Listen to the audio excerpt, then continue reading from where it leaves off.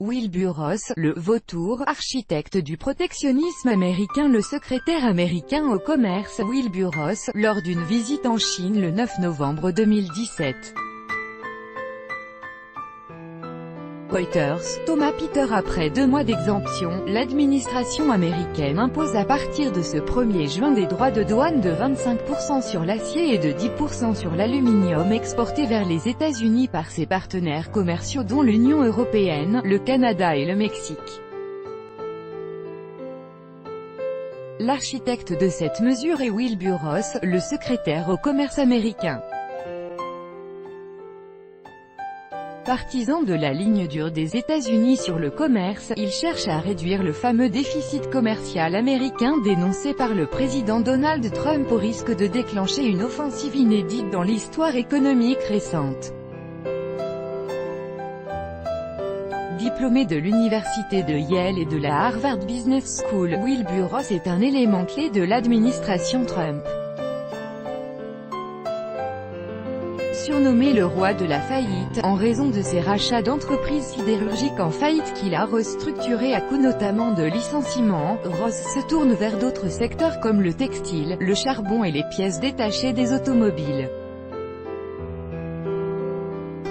L'homme est décrit parfois comme un vautour, tant ses méthodes de restructuration sont drastiques. Le fameux déficit commercial américain, c'est lors de la campagne présidentielle de 2016 que cet investisseur taciturne de 81 ans participe à l'élaboration du programme de Donald Trump sur les échanges commerciaux. Il commence par dénoncer l'ALENA, l'accord de libre-échange avec le Mexique et le Canada, et le statut d'économie de marché octroyé à la Chine par l'Organisation mondiale du commerce, OMC. Ce sont ces 2 événements qui ont contribué à détruire massivement les emplois aux États-Unis, martèle Wilbur Ross qui se dit défenseur des classes inférieures et moyennes américaines. Le secrétaire au commerce américain prône la vision protectionniste des échanges commerciaux mondiaux avec laquelle le reste du monde n'est pas forcément d'accord. Christine Lagarde, la chef du Fonds monétaire international, a critiqué en marge de la réunion des grands argentiers du G7 au Canada, une forme de remise en cause de la manière dont le monde fonctionne, depuis des décennies, basée sur le principe de la confiance et de la coopération. Vers un déséquilibre du système commercial mondial, c'est au nom de la sécurité nationale et pour rétablir l'équilibre commercial entre les États-Unis et leurs partenaires commerciaux que la décision a été prise de taxer l'acier et l'aluminium. La Chine s'est vue imposer unilatéralement ces mesures en mars dernier. Aujourd'hui, après 2 mois d'exemption, c'est au tour de l'Union européenne, du Canada et du Mexique de subir le même sort.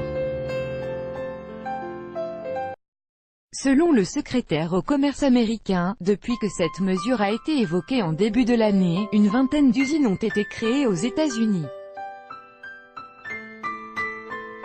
S'il est difficile de vérifier le véritable impact de cette stratégie, Wilbur Ross persiste et signe. La Maison-Blanche vient d'ouvrir une nouvelle enquête. Cette fois-ci, elle visera les importations de voitures.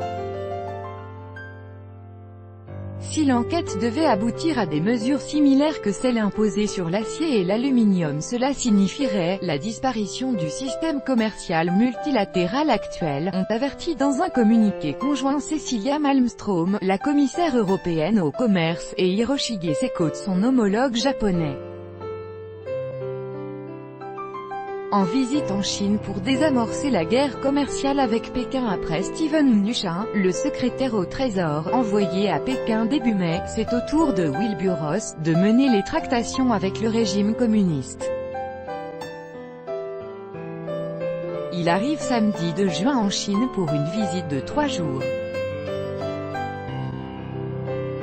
Depuis des mois, les États-Unis dénoncent leur colossal déficit par rapport à la Chine qui a dépassé l'an dernier 375 milliards de dollars et les pratiques commerciales déloyales de Pékin.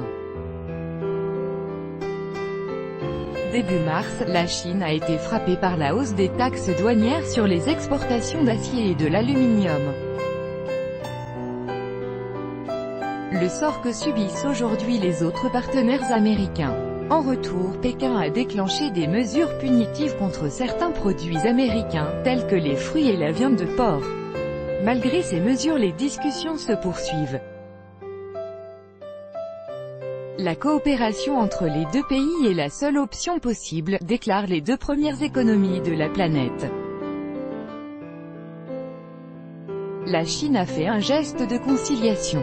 Premier marché automobile mondial, le pays a décidé de réduire à 15% ses droits de douane sur les automobiles importées sur son territoire à compter du 1er juillet. Un argument qui pèsera sans doute dans les discussions avec les Américains.